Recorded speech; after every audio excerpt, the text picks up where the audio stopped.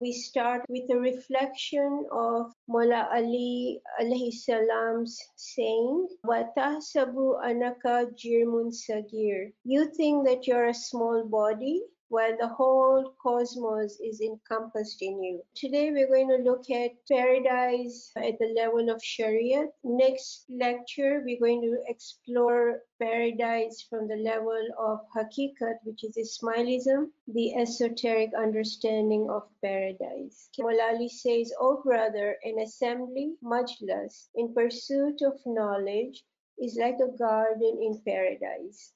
If you want to be in paradise on earth, then attend daily such an assembly."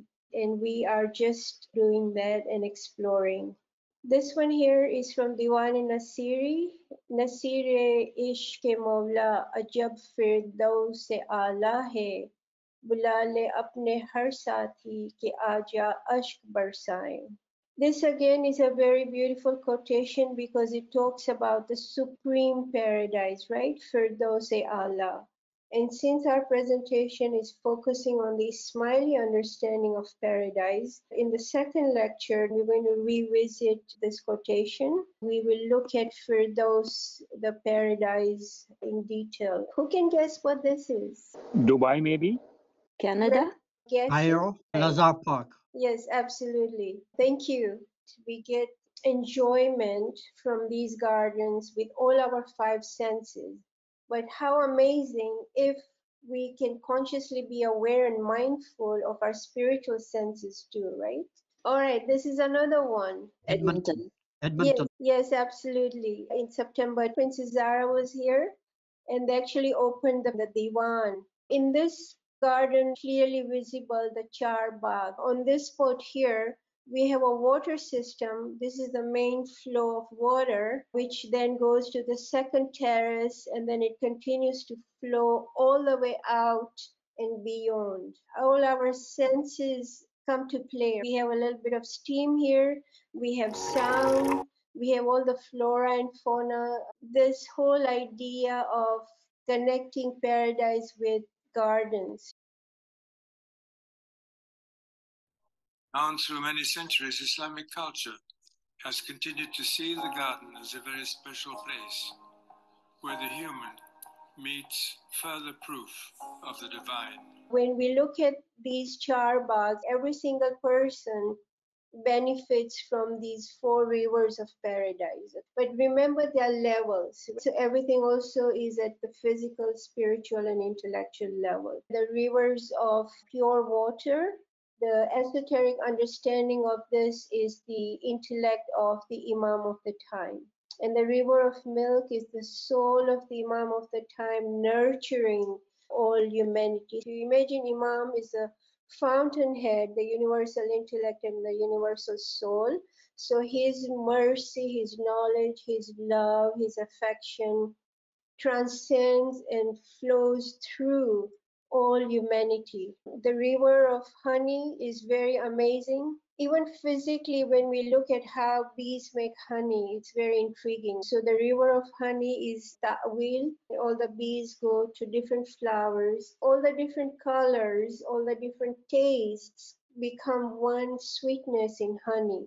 And those are the treasures of paradise, which is knowledge and wisdom. The river of wine. Throughout our presentation, please remember the square, circle, and triangle, the physical, spiritual, intellectual aspects of it. So physically, the river of wine is basically the revelation of the Holy Quran, the Ismaili understanding, and right now we are at the dawn of the spiritual cycle. Then it refers to the love of the Imam of the time. Words of our beloved Khudawand, where he tells us that the man who is not given to deep thinking. This is an invitation for us to really be consciously aware that anytime Imam says something or when we look at something, if we try and connect the spiritual and intellectual aspect to it, we can really get a holistic, amazing picture. The man who is not given to deep thinking and who does not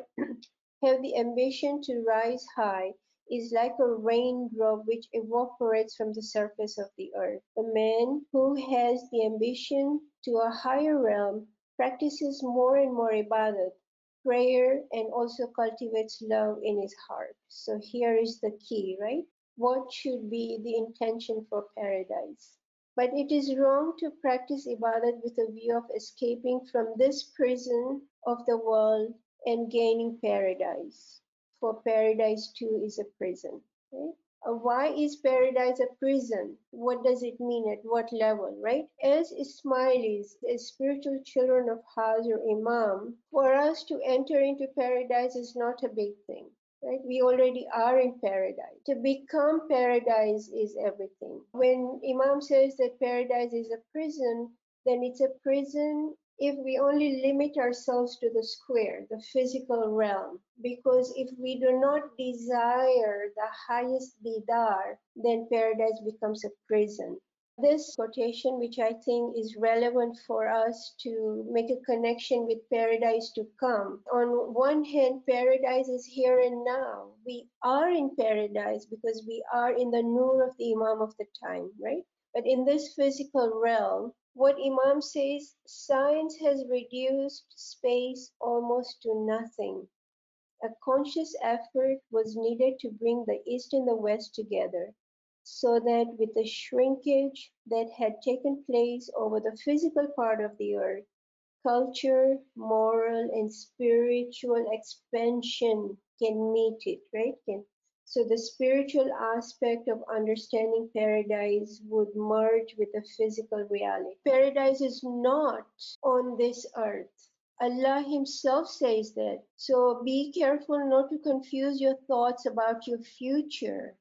Be careful not to confuse your thoughts about the future. So again, Imam is reminding us, right, of this interplay of the merging of the junctions of the body, soul, intellect. Paradise is not on this earth in the sense that in paradise there is no struggle, there is no hardship. And even if we look at the lives of the Imam and our prophets, we see there is always hardship. And the reason is because those are lessons for us. What do hardships teach us, right? They are basically teaching us responsibility, they're teaching us accountability, humility, right? The greatest and the most important ethic of our faith. Paradise is not on this earth in the sense that we cannot appreciate the spiritual and intellectual aspects and the beauty in this physical realm. Here are some of the synonyms of paradise are bliss, Garden of Eden, City of God, Divine Abode, Eternity, Next World, Heaven on Earth, Nirvana, Utopia, Abraham's Bosom, Zion or Zion, Promised Land, Seventh Heaven, and Heaven. Let's reflect for just one moment. Like some of these ideas are not tangible, right? Bliss, for example. It's not a physical garden. Bliss is within us, it's felt, right? If we look at the concept of Zion, basically in Psalms, it says the city of our God. And then in Bible, it says that David captured the fortress of Zion, which is the city of David, right? So these are realities and experiences in the personal world. For example, also nirvana, which we know is the ultimate purpose of Buddhism. And it's also another name for moksha in Hinduism, where one is freed from the cycle of rebirth. Bliss, heaven, bliss equal paradise. So paradise is a spiritual substance which pours its grace over the soul, puts in it spiritual heavenly wine. So paradise is a spiritual substance which pours its grace over the soul and puts before it sweet heavenly wine. We capture this idea in Rumi, in Hafiz, Sayyidina Nasir Khusraw's works. Here, I would like to share with you all a point of knowledge that I have learned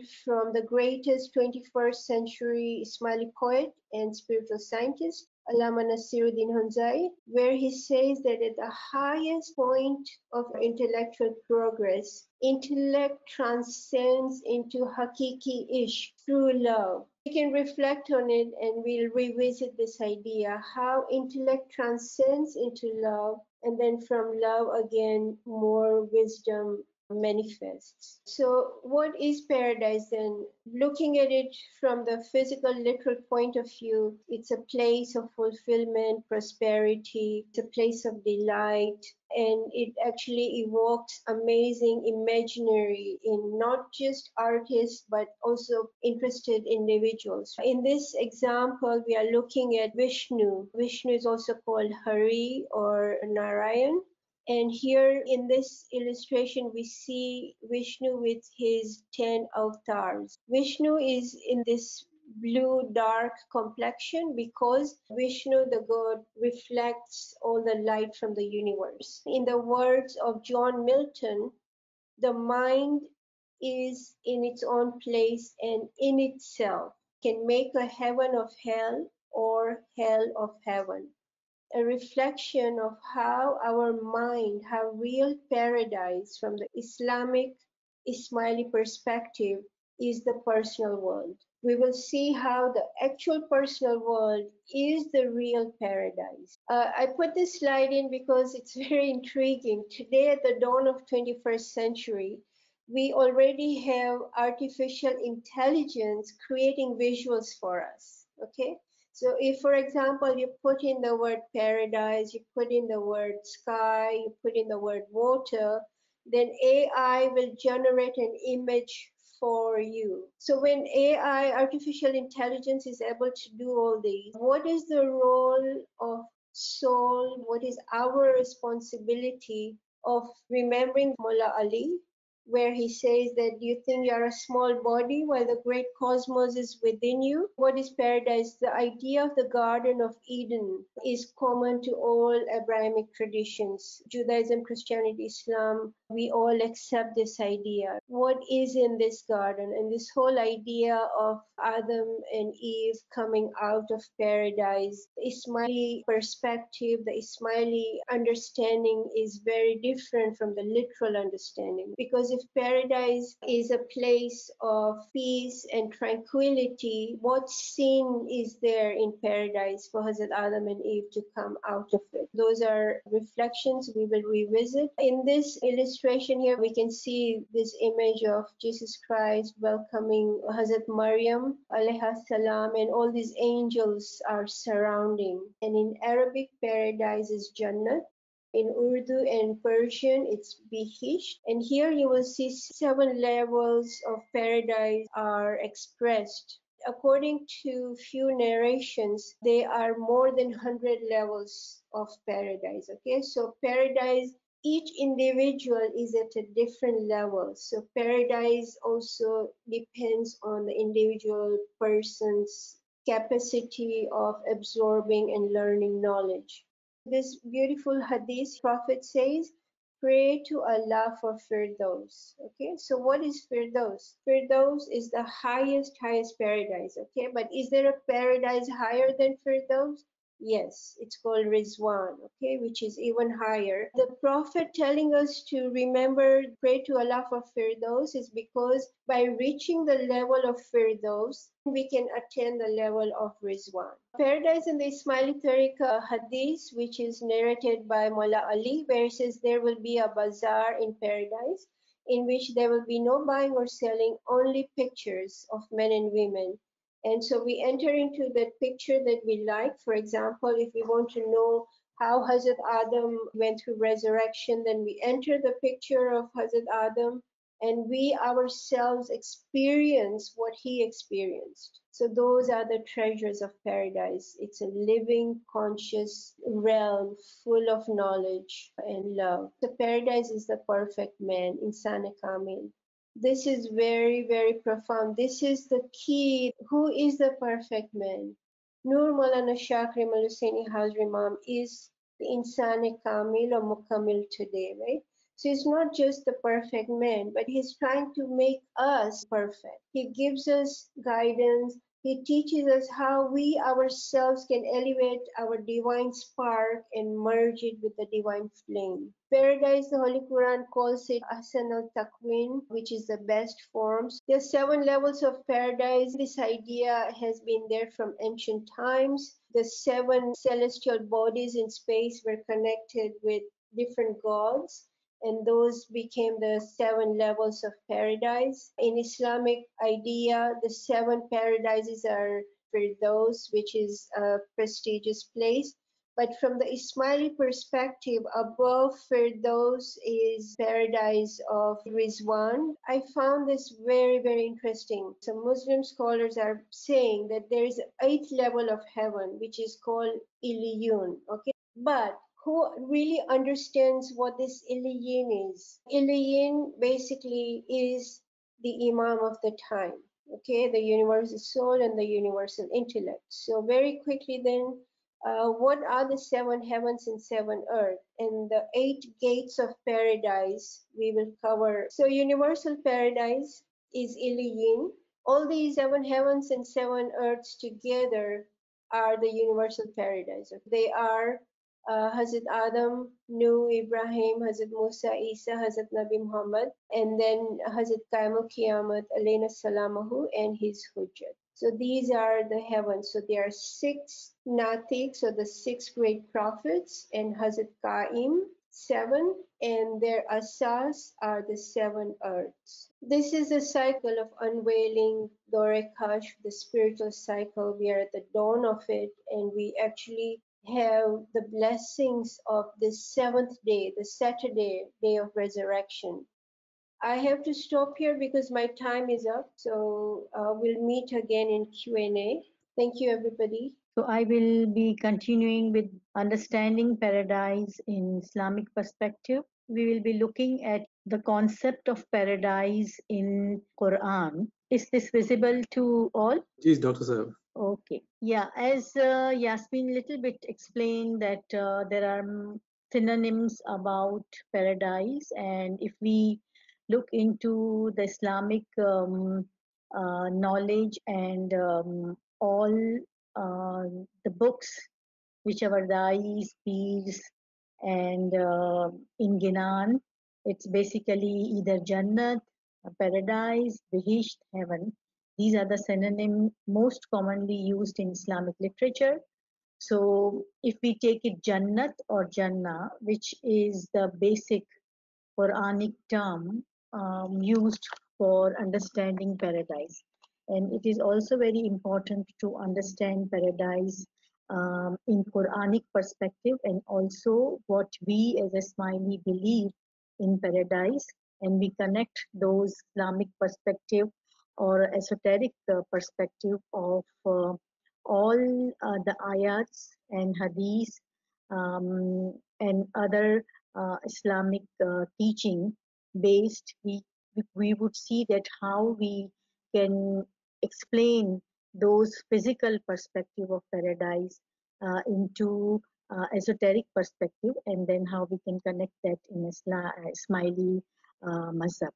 So literal meaning of Jannah, which is mainly used, the term which is mainly used in Quran for paradise is Jannat, Jannah, and it means garden, or whether garden of the earth or garden in the heavens, because Jannah has used in the multiple times in Quran about the exoteric garden also, and the garden of paradise also. And the religious interpretation, it is a kind of a place where this Allah has created a place where his virtuous bandas and the farman bardar momin can go and live forever, only those who are obedient. So if we see that the word paradise as Jannah 57 times in the Quran, and 52 which means the paradise, actual paradise, and the garden is 102 times, garden of paradise is again 72 times, and if we total them, it comes to around 200 times mentioned in about the paradise, garden of paradise, river of paradise, gates of paradise, and people of paradise. So all those explanation is given in around the whole of the Quran. And if you see Jahannam, which is hell, opposite of Jannat, it's 77 times in total.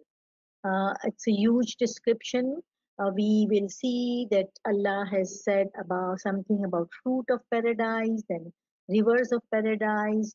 Paradise is so huge and vast. There is a market of paradise. There are birds of paradise. There are ornaments in the dress of paradise, which we call it behishti attire.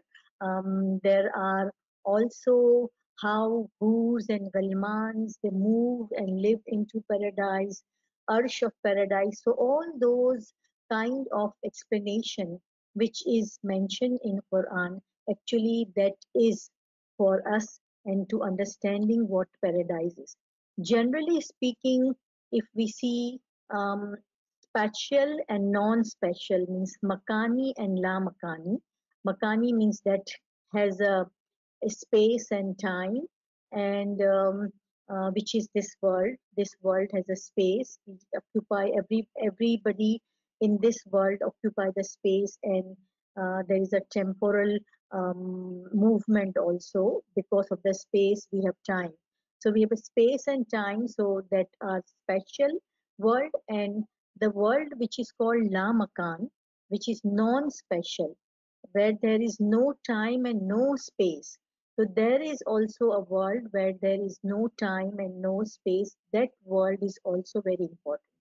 So people, other than those who believe in exoteric aspect only, or those who believe in Zahiri aspect of the paradise, they see only a paradise as a special thing. They see paradise as a Makani paradise, and they would not understand what is the non-special or La Makani paradise. So these are the pictures they are giving, and Yasmin has shown wonderful pictures that how all those beliefs they just reflect on imagination what paradise will look like, because they can see and they can imagine those paradise and the glad tidings and the nemat of the paradise as a special one, as a makani one, as a physical world one, and not as a spiritual thing.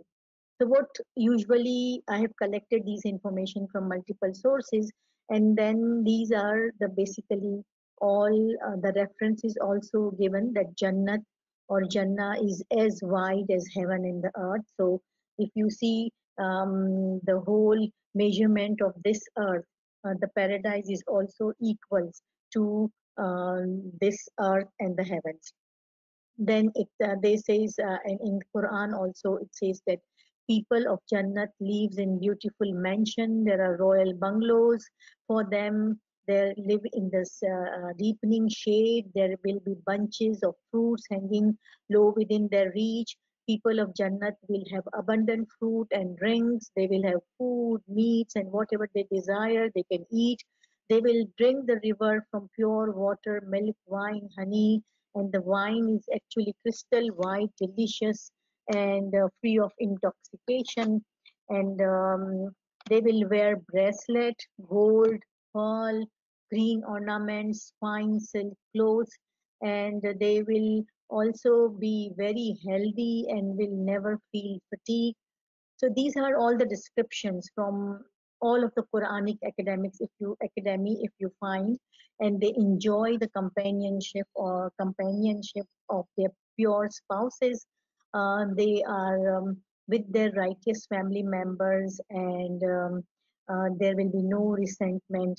Some of the spiritual and emotional pleasure, they have the didar of Allah. They can see Allah, and whatever they wish, it will come true, and they will recline on adorned on a couches.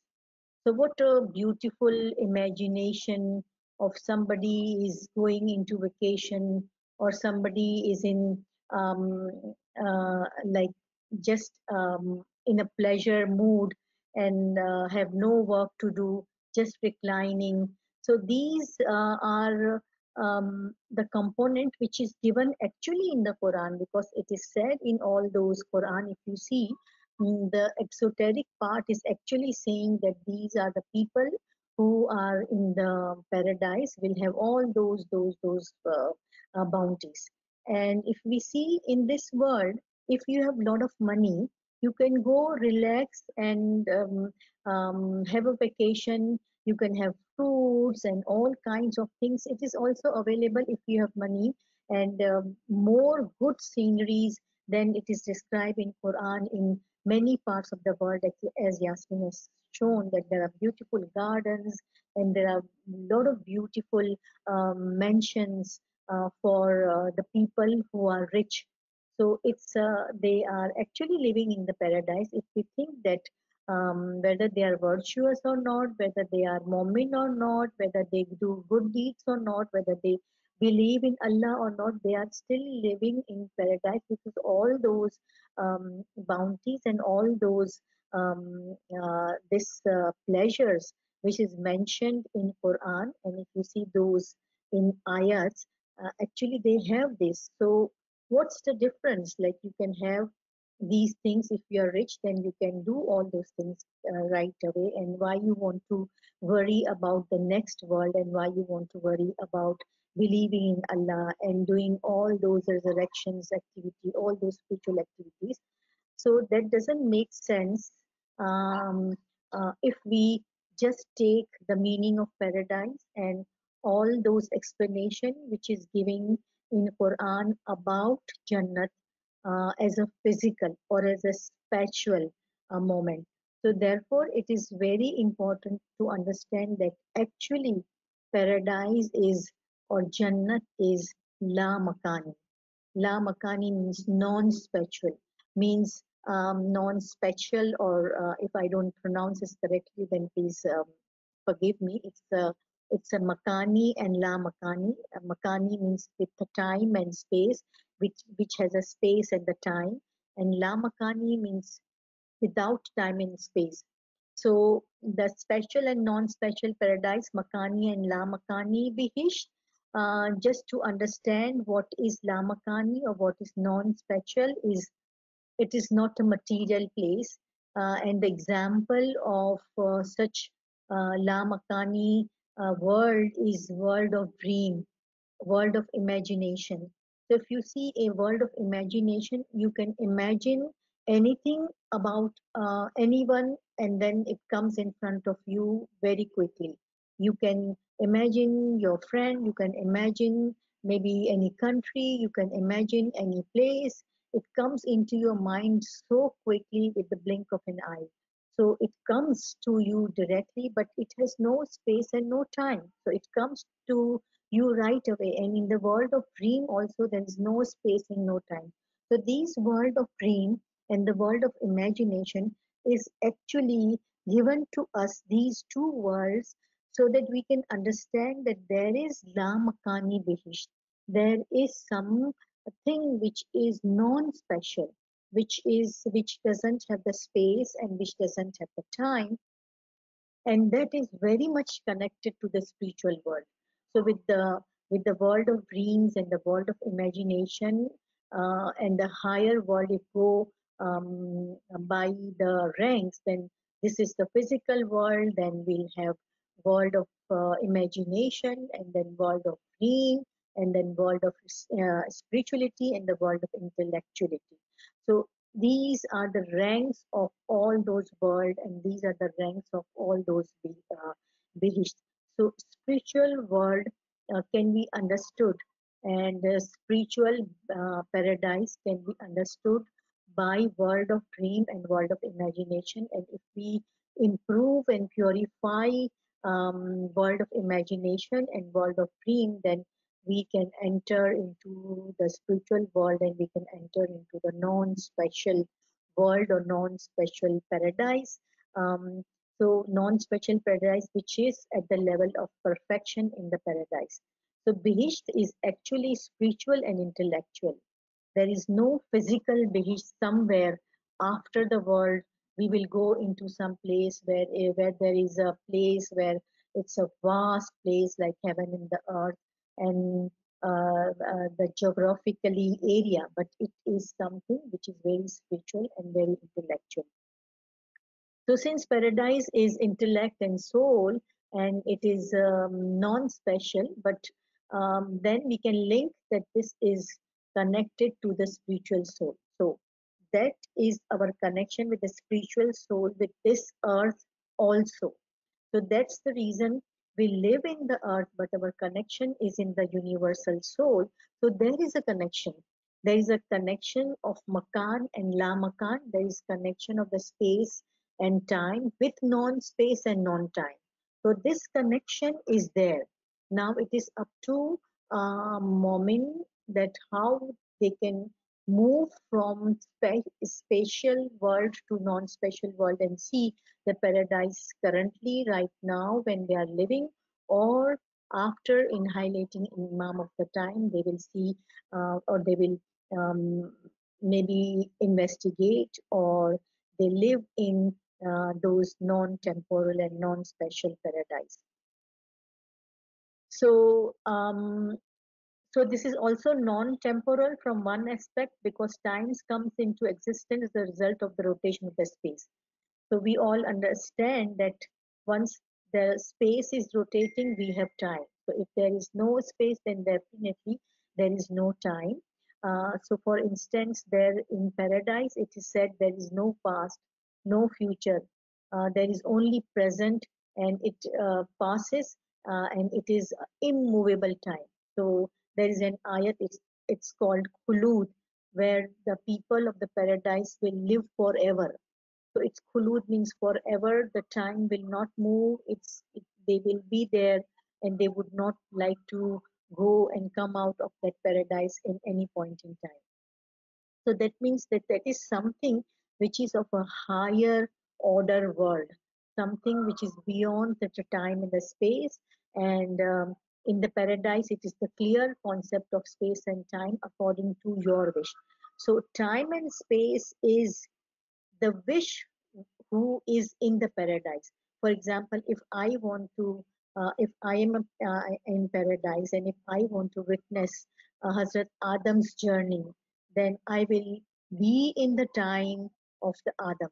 If I want to witness Prophet Muhammad Miraj, then I will be in the form of, in the time of Prophet Muhammad, and then experience what Prophet Muhammad has gone through in Miraj.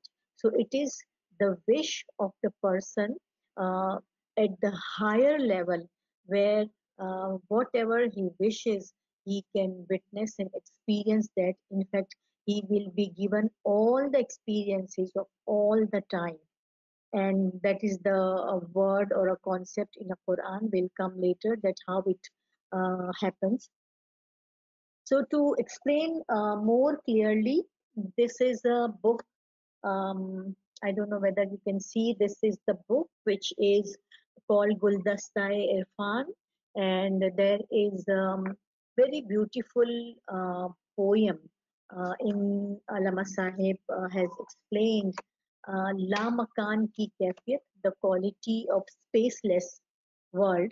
And why I brought this, because this is very important for all of us to understand.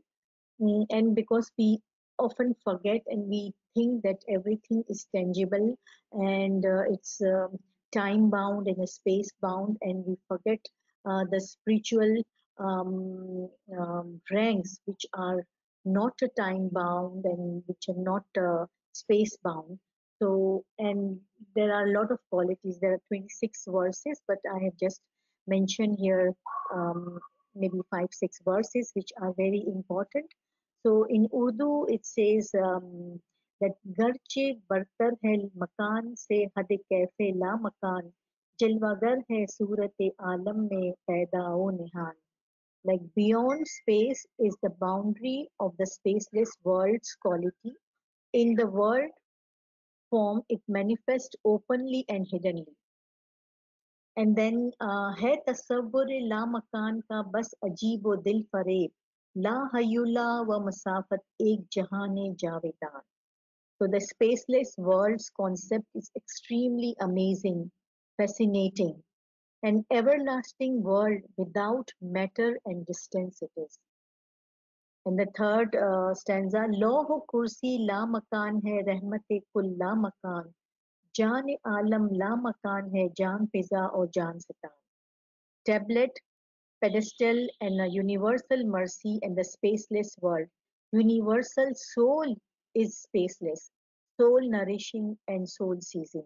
I will just read now the English translation. The essence of elegance and beauty, the source of painting, possessor of recognition and realities, origin of paradise's pleasure. Although he is but a drop, this is very important that although he is but a drop, the ocean is contained in it. In a drop, the whole ocean is contained in it. Although he is only a particle, the sun scatters light in it. This is the same Maula Ali said that the whole world, this cosmic world, is contained in you. So the whole of this world is contained in personal world. And there are few last stanza very interesting. O Nasir, essential knowledge is to know the secret of oneness, which is Wahadat. Surplus knowledge is like the water of a boundless ocean. So knowledge basically is the spaceless world. Knowledge is basically the paradise because knowledge doesn't have the space and the time. It is very essential to understand the secrets of paradise, understand the secrets of Wahadat. And necessary it is to see the divine throne is on water, or do its bearer carry it on the supreme heaven. So, is there a way where the whole huge throne is carried by the angels? So, how it is possible? And in the last stanza, which is very interesting, and it says that पूछना गर शर्त दानिश है तो सुनिए एक सवाल कादिर मुतलक मलक पर क्यों हुआ बारे गिरान. So if wisdom requires questions to be asked, then here is one. Why did the omnipotent God becomes a heavy burden on the angel? Because we hear that the angel, 8 angels have carried the arsh of Allah. So why it is important for 8 angels to carry the burden of Arsh or burden of omnipotent God with the Arsh to hold uh, like forever. So that is the question that this all questions and all concepts require knowledge and understanding. We will be discussing few of the concepts which are very important to understand the paradise. So first of all, paradise is knowledge. And knowledge, which kind of knowledge? Is the true knowledge. Like Prophet Muhammad in a hadith says that he who dies without recognition of Imam of the time dies like a jahil. And a jahil place is hellfire. So true knowledge is paradise, and not having the true knowledge is hell. So this is the clear difference which Prophet Muhammad have given to us, that those who do not get the true knowledge, they are still in the heaven because they are jahil, they are ignorant. So all ignorant, all those who are ignorant are actually not in the paradise, and if they are not in the paradise, they are in the hell. So Bihisht is true knowledge, and devoid of true knowledge is hell. And Imam recognition is the God recognition. Then definitely divine sciences are also gathered together in this recognition. So who will give us this true knowledge? Who will give us this knowledge and this knowledge about the recognition of Imam? So if we obey Imam, if we recognize Imam and truly recognize Imam, then definitely we will be able to get all those knowledge which is giving us the non-special paradise, which is true knowledge, and we are still in the paradise. There is one hadith that God clears a path to paradise for the one who follows a path of seeking knowledge. And the angel lay down their wings for the pleasure of the seeker of knowledge. As for the learned, which is alim, whoever is in heaven and the earth, including the fish in the water, seek forgiveness to him and the excellence of the learned one over the worshipper. And Abid is like that one of the moon over all the stars. So this hadith is clearly explaining that the one or the mu'min who walks for seeking the knowledge, or who do hardship or any struggle to get these true knowledge, actually the angels lay down their wings and they pray for that moment, and then they help that moment to gain the knowledge. And this is the hadith in Tirmizi. Um, one of the verse which Allama Sahib always says, and I like this, that बागो गुलशन की सियाहत सियाहत में जरा सा हंस तो है सैर इल्मी के लिए सबसे बेहतर है किताब. So there is, you can go and walk, and there are a lot of pleasures in this garden, which is an external garden, but the best garden is Sera Ilmi. So Ilmi garden is the best garden, and for that you will need a book. You will need, we all will need a knowledge, and that's where we always try to read the books. Uh, whatever books are available to get the true knowledge. And then, since the paradise is the intellectual intellect, it's concerned with knowledge. So there is an intellectual pleasure in Jannat.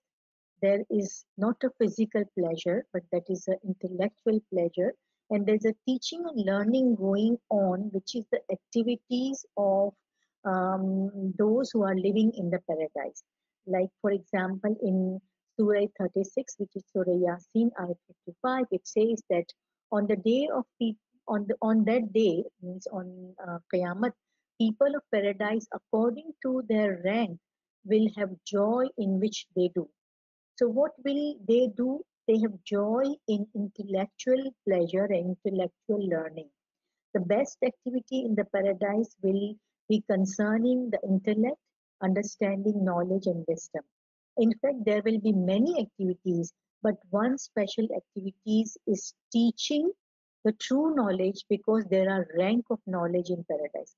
This is very important component, because why we also have to learn and gain true knowledge for this world also, and then in hereafter, when the people and the spiritual ranks will be there in the paradise in the world after, because all the spirit, all the people's souls have ranks, and then if we have got the knowledge in this world, we would be able to teach in the paradise. So there is um, a joy in teaching also, and there is a joy in learning also. The people of entire world, since we believe that the people of entire world will eventually be brought into the paradise by force, and we have seen this in hadith that will akhir, like eventually all the people of this world will by force will be taken into the paradise, and they will not have any knowledge, they will not have true knowledge, they will not have the knowledge of the imam of the time, so they will be taught gradually. So it is now, if we gain understanding and knowledge and wisdom, the more we get understanding of knowledge and wisdom of Quran, of the imam of the time, of all those understanding, we would be the one who will be teaching all those souls who are brought forcefully into the paradise, the people of the world in the spiritual form. Like Holy Prophet says that most of the people of the paradise are simple-minded. In Lugate Ba of Hadith of Kitab Hadith, it says that Ahle Jannat al Bala, means the people are simple-minded, or if we they are a kind of, they don't know. So bhole bhale, actually the Urdu the translation is bhole bhale, those who do not understand. So people say that bhole bhale means they are very innocent. So bhole bhale means innocent also, but they is innocent in terms of they don't know anything. They don't know, they do not have understanding of the true knowledge. They may are very clever in this world, but they have gained no true knowledge, imam of the time, recognition of the imam, and all those recognition, at least at the level of ilmul yaqeen, they will not have those knowledge. So uh, we would be the one, who gained knowledge in this world would be able to teach them, and then also simultaneously we will learn a lot of things. So this is an indication to the fact that the bounty of knowledge which is in the paradise and in the form of teaching and learning, and the simple-minded people will eventually become the learned one by acquiring knowledge. So this is the level and the ranks of the paradise. The other concept is Imam is the fountainhead of guidance, we all know. And so Imam is, as Yasmin explained, that actually our paradise is Imam. So if we talk that who is paradise, where is paradise, Imam of the time is our paradise, वही हमारी जन्नत है. So there is always a person amongst the people and who can mislead and show the path of hell. So in contrast, it is very important and necessary that there should be a person in this world who is able to guide the people on the straight path and make them enter into the paradise. So who are they? They are the Prophet and the Imam of the time, or the true guidance or true guide for Mu'min, who can show the straight path so that we can enter into the paradise. And Imam Sultan Muhammad Shah Salawatullah alayhi has said that if you want the hereafter paradise, then keep your soul in the love of God. You should always think about Mawla, think about him and think about Imam, and never forget him even for a moment. So this Imam actually was trying to explain that if we want to enter into the paradise, it is important that we should love Imam, and out of love we can also gain the intellect. And as we know that to love, it is also important that we need a knowledge, and then to recognize the Imam, we would need knowledge. So the knowledge and ibadat, both hand in hand, will make us enter into the paradise. And it is the luminous guidance of Imam of the time in this world that people can reach paradise. There is very one important, interesting concept which Pir Nasir Khusro in Wajhedin has explained. And then it is in Quran also in Surah 38 to 62 to 63. It is said that the people of hell, they will say, like Allah is saying that people of hell, they will say that what happened to us? We do not see the men we counted as wicked. Was it that we took them wrongly for mockery, or is it that our eyes turned away from them? And the term they use it ashrar. Ashrar means sharir. Where are those sharir low? Where are those wicked people? So if we, Pir has explained that people in the hell, all those who do not believe in Imam of the time, basically they all are against the Imam which is rightly present. Like Ismaili, we believe in Hazir Imam, but all others are collectively saying that Smileys basically are not a Muslim because they do not do all five ibadat which we do, like keeping the roza and the namaz and the hajj. And so carrying out all those kind of ibadat, or all those kind of five arkan, we do not do. We do it in a very different way. Our Shariat has gone to the Hakikat, and then we are, our namaz, our roza, our hajj, and our zakat is different from all other sects. So all other sects, actually, whether they say loudly or not loudly, but actually they think that since they do not believe in these all five arkan, that means they are not amongst us. They amongst us means they are not Muslims. So they collectively don't see us as we will be able to enter into the paradise because we are not Jannati.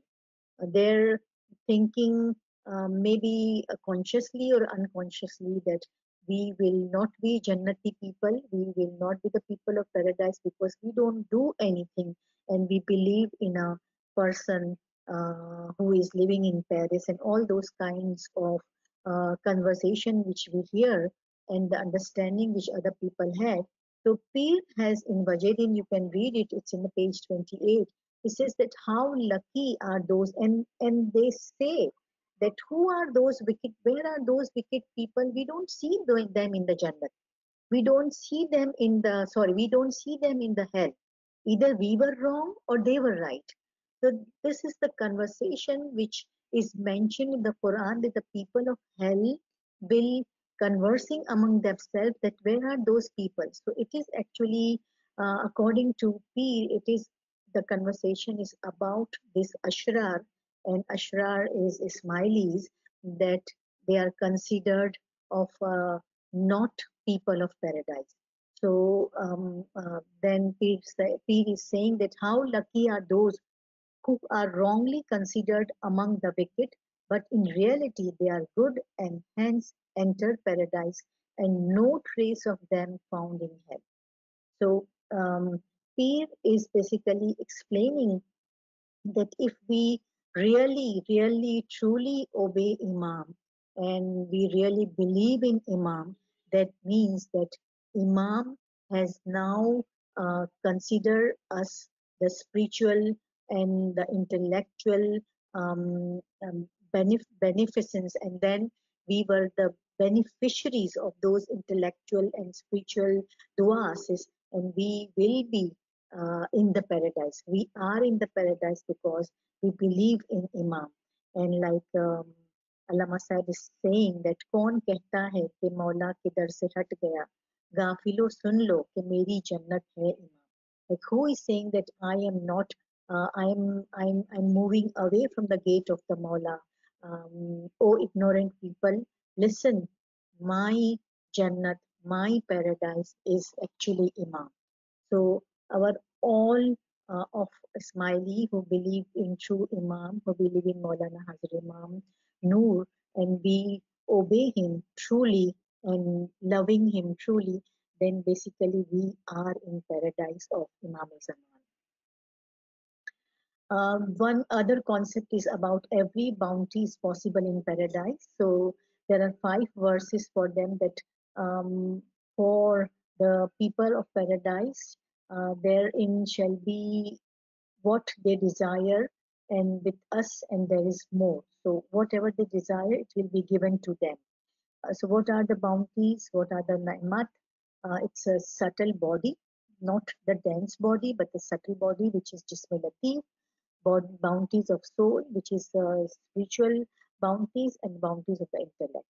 And why this is 3 level? Because in the temporal world and the special world, we have 3 things: body, soul, and intellect. But instead of dense body in paradise, there will be subtle body, which is the Jism Latif, and I will cover lot more in detail about the paradisical attire, Jism Latif in paradise, in my next lecture.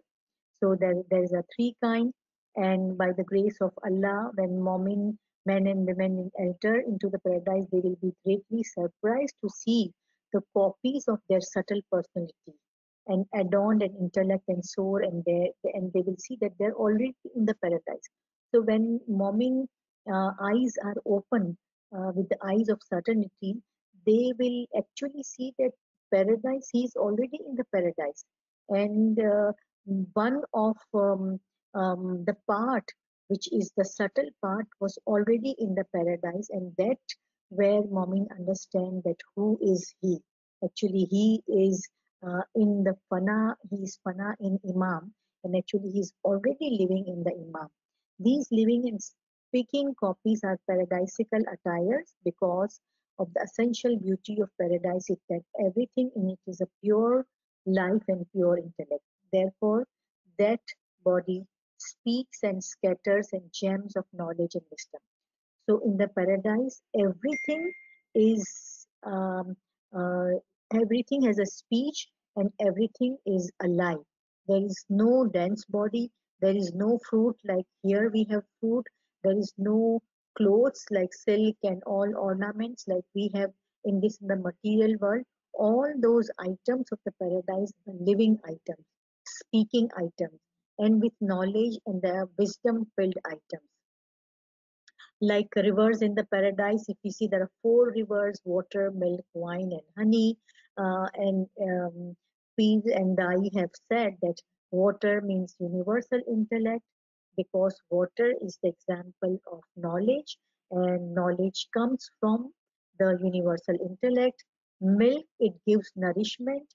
So this is the universal soul, because after having the milk we nourish, and the first uh, um, food of newborn is milk. So it's the universal soul where there is a life.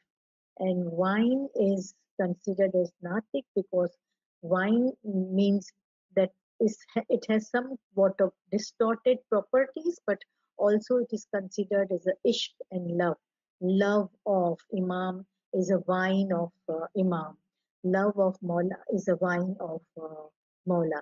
And honey is asas, where it is a tawil, because Tanzil cannot give us the proper understanding. Like we have seen that if we see all four rivers, and then the people of the paradise, if they are having milk and water and wine and honey, then what's the difference it is making? We also have all those four things available in a very pure sense in this world also. And better for those who also believe, who do not believe in Imam, who do not believe in Allah, they have a better wine, better honey, better milk, and better water than those who believe in Allah. So that means that this has a tanzeel, and tawil is a logic, and we need tawil, and tawil is very sweet, and it has mm, it removes the doubts and ambiguities and answers all the questions. So disease of the ignorance, which is the hell, can effectively cured by tawil.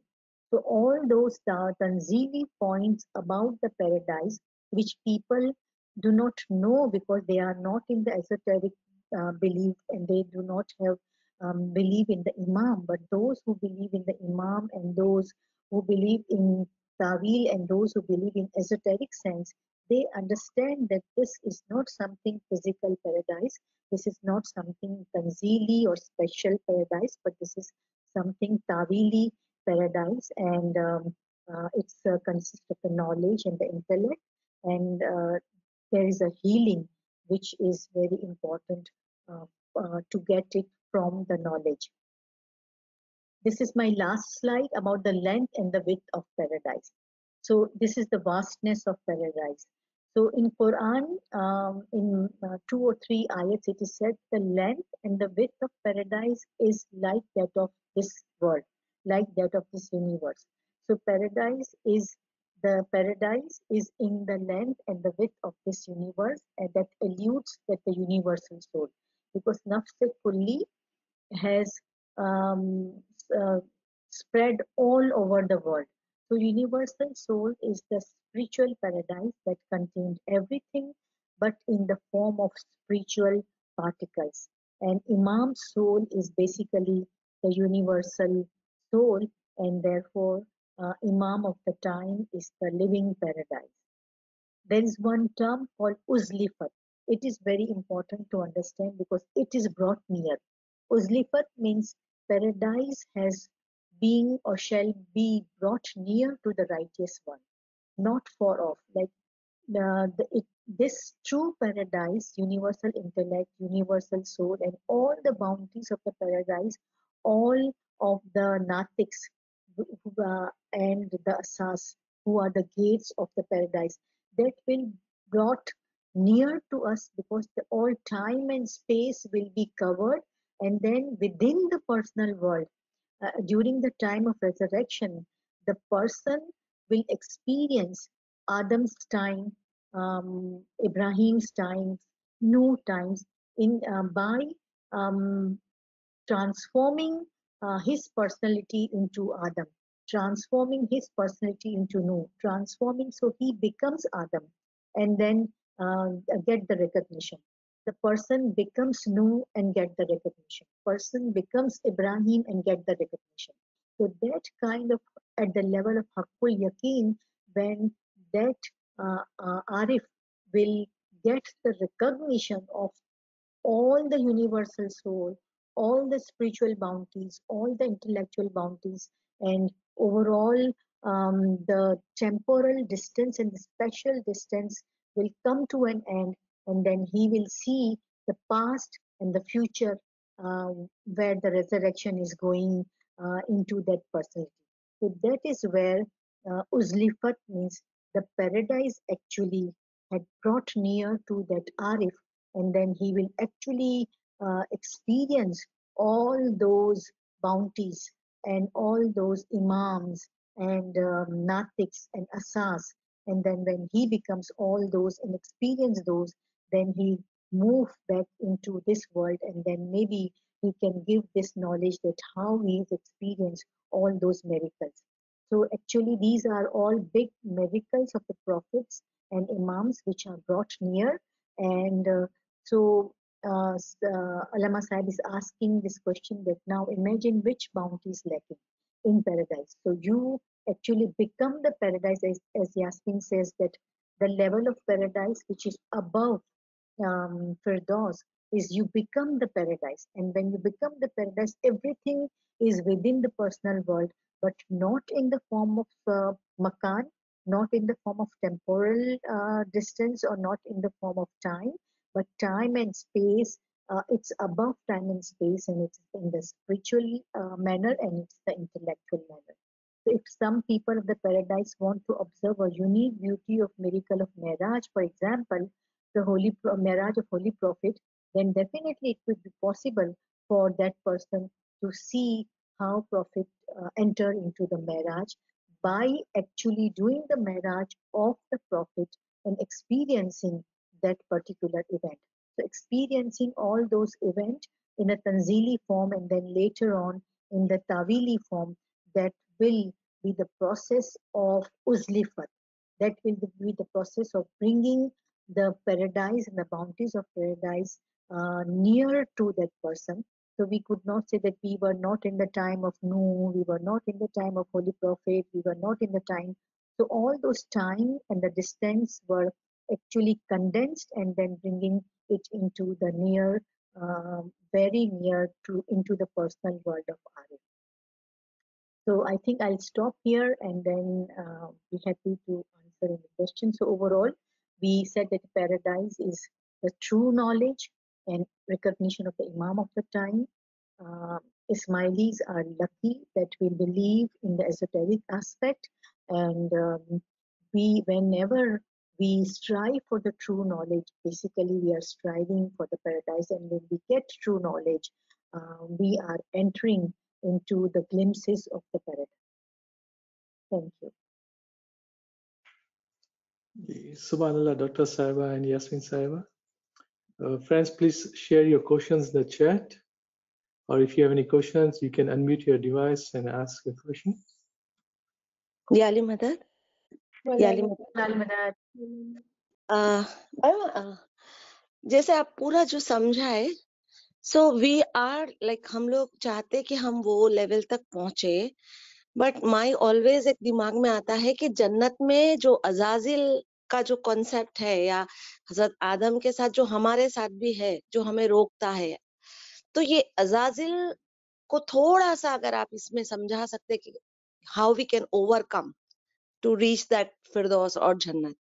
So the immediate action to undo the influence of Azazel during Nurani Ibadat time is to do zikr, to recite a Ginan, a Quranic reference, remember a Farman, do zikr ilahi, but do it really, really fast and with concentration. If you're alone, then recite it really loudly so the voice would get into your ear, as that's the right action to do at that point in time. To protect yourself from Insi, Shaitan, or Azazel, friends, colleagues, family, you need knowledge. To protect yourself from Jinni, Shaitan, or Azazel, you need Giryavzari. So the key is immediate, continuous rapid zikr. This will undo all disturbing thoughts and will help in concentration. So for example, if you're in Jamaat Khana or if you are not alone, then recite Ismi Azam in your heart really, really rapidly. If you are alone, then you can recite it loudly. For example, Al-Hayy, Al-Hayy, Al-Hayyul Qayyum, Al-Hayyul Qayyum, Al-Hayyul Qayyum.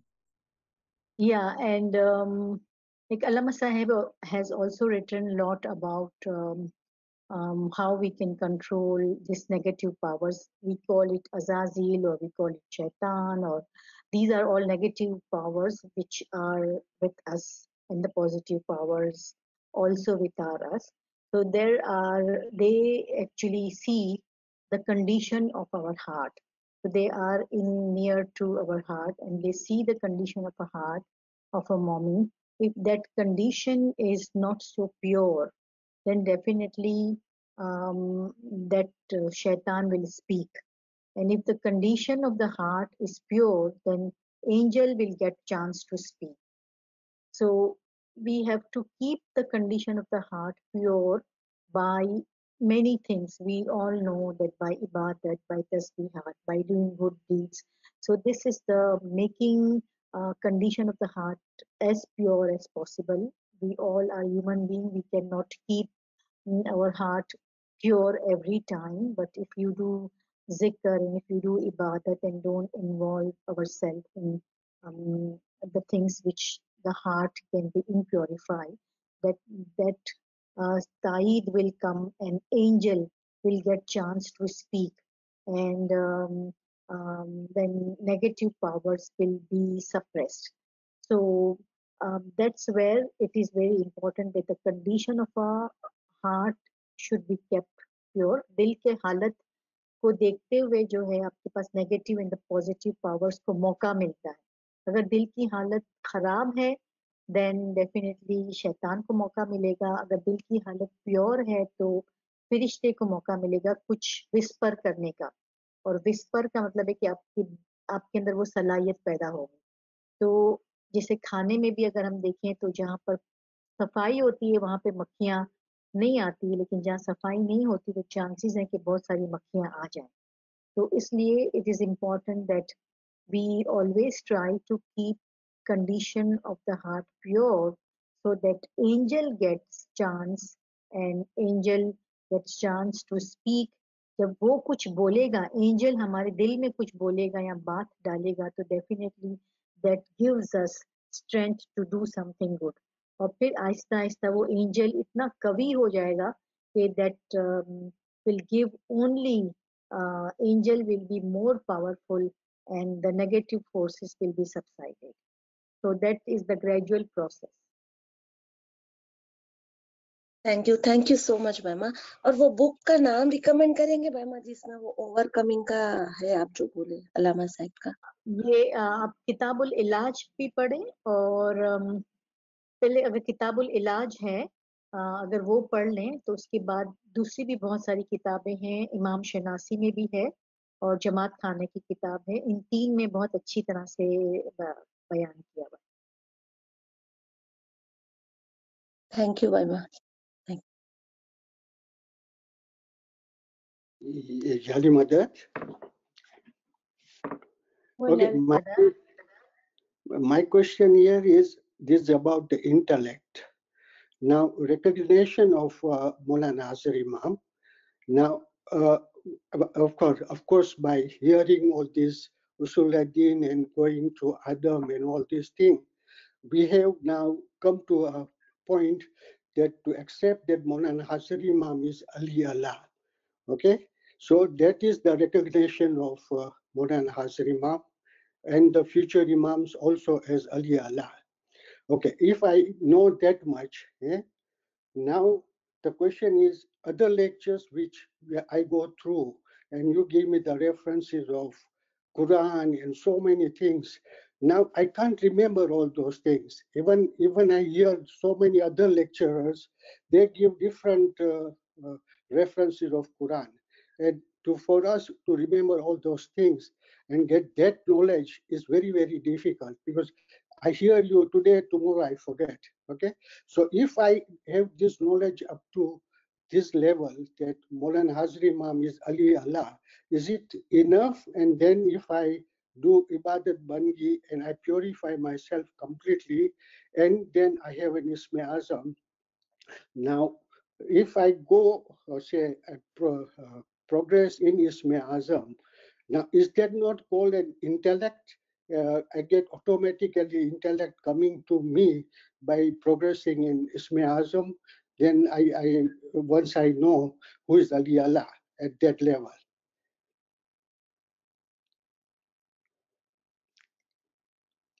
Hello? Yeah, yeah. Yeah. So this is actually like always, ilm, knowledge is important.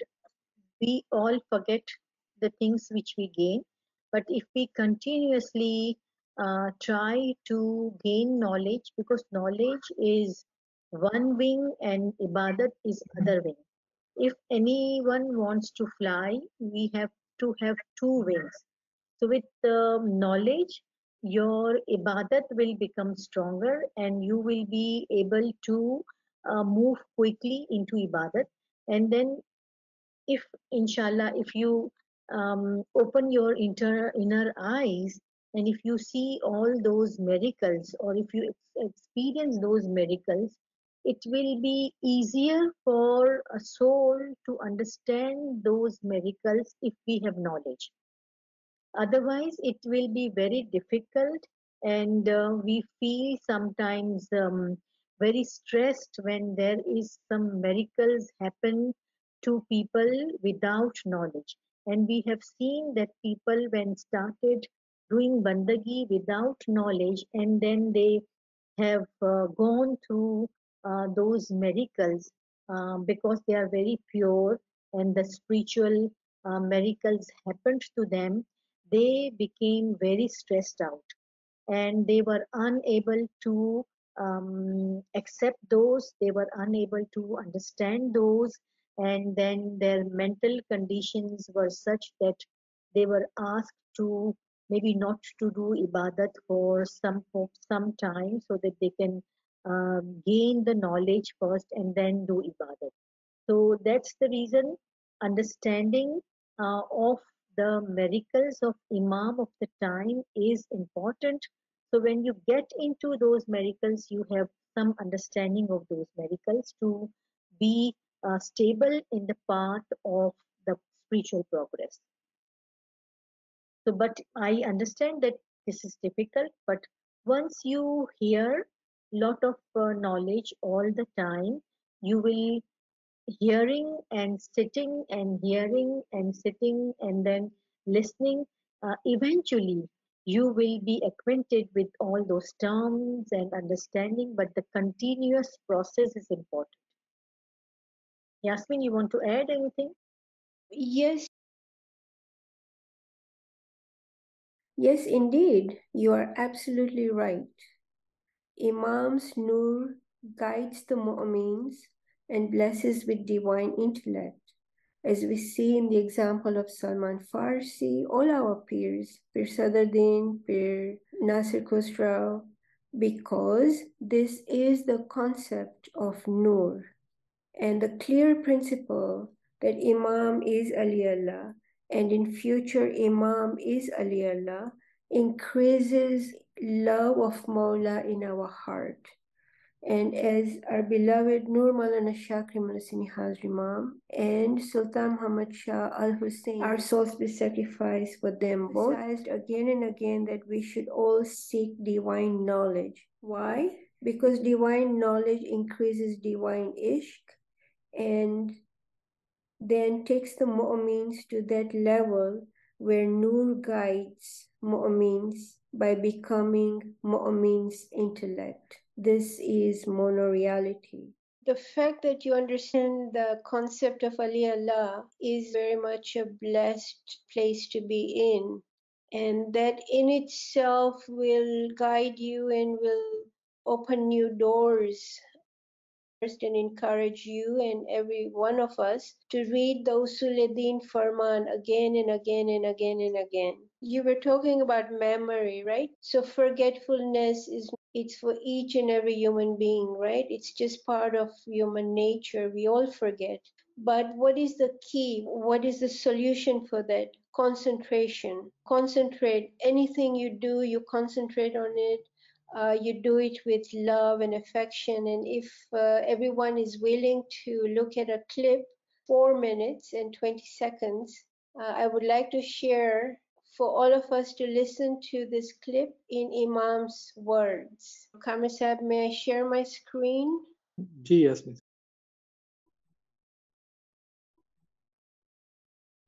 Do not do anything half-hearted. Do it intensely. Do it with all your power and strength. Do not allow the subconscious to influence you under the guise of, while this is after all our distraction, this is not our job, this is only a pastime. Every sportsman will find that by such intensive concentration, he can improve whatever he's doing in that line enormously. I hope you enjoyed that. It's a beautiful clip and many, many answers in it, right? Excuse me, we couldn't hear it. It wasn't clear unless you have it in writing, probably. So basically, Imam was saying that we should do everything with intense concentration. And he was saying that do not let the subconscious sabotage our ideas in the guise of any distraction. That's the key. Isn't it amazing, right? That Imam is saying that our subconscious can trick us into different distractions. So don't give into it. Thank you, Yali Madad. Yali Madad, Dr. Sahaba, Yasmin Sahaba, and friends, Yali Madad. Yali Madad, thank you. Thank you.